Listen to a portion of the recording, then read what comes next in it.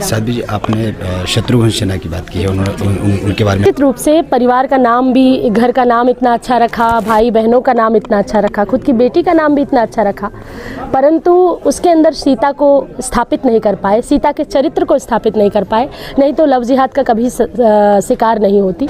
और बॉलीवुड हमेशा से ये साजिश रचता रहा है कि हमारी हिंदू जो नायिकाएं हैं उनको कोई मुस्लिम के साथ ब्याह हो जाए ताकि उनको देख करके पूरे भारत की और बेटियां प्रेरणा लें और जोधा अकबर जैसी घटनाएं हों जिनसे जलालुद्दीन और जैद और तैमूर पैदा हों। तो ये हमारी संस्कृति को खाने का एक बहुत बड़ा षड्यंत्र है, जो हमारी संस्कृति को समाप्त करने के लिए ऐसे कुकुरमुत्ते उग रहे हैं, जो सदैव से हमारी संस्कृति को दूषित कर रहे हैं, दूषण कर रहे हैं। उन्होंने मंदिर तोड़ा, उन्होंने बहुत सारी चीज़ें की, परंतु हमारा देश कभी विघटित नहीं हुआ।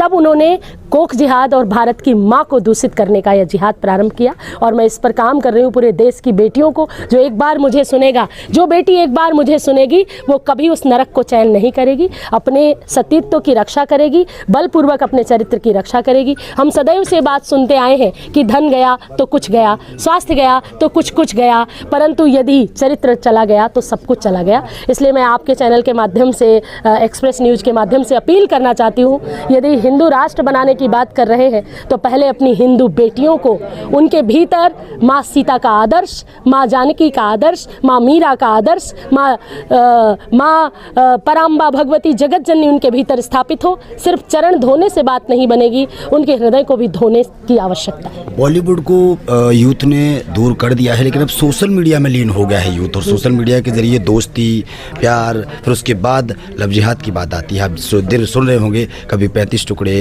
कभी कुछ की घटनाएं हो रही है, उसको लेकर क्या कुछ है? निश्चित रूप से निरंकुशता आई है और हमने पाश्चात्य संस्कृति को अडॉप्ट किया है। अपनी देवतुल्य संस्कृति को, भारतीय संस्कृति से हमने दूरी बनाई है, अपने धर्म ग्रंथों से दूरी बनाई है, अपनी शस्त्र विद्या और शास्त्र विद्या को हमने नतमस्तक होकर प्रणाम करना था, स्वीकार करना था, तो उससे हमने इग्नोर किया है। ये हमारी जो बेटियां हैं, हमारे जो बेटे हैं, उनको अब किताबों में कुछ समझ में नहीं आता, वह कुछ भी माता पिता से नहीं पूछते, बात नहीं करते, अपने दादा दादी से नहीं सीखते, अपनी परंपराओं और परिवार से, कुटुंब व्यवस्थाओं से दूर होते जा रहे हैं। यहाँ तक कि कल्चर का कचरा इतना छाया हुआ है कि विवाह जैसी पवित्र विधा को भी वह स्वीकार नहीं कर पा रहे हैं और बहुत लंबी अवस्था तक एकाकी रहकर, अकेले रहकर मनमुखी होकर के रहते हैं। और जो मन के वश में चलता है, जो मन के कहे चलता है, उसका पतन ही होता है। मनयो मनुष्याराम कारणम बंध मोक्ष है, बंधन का भी और मोक्ष का भी कारण है, हेतु है। तो मनमुखी हमारा जो युवा है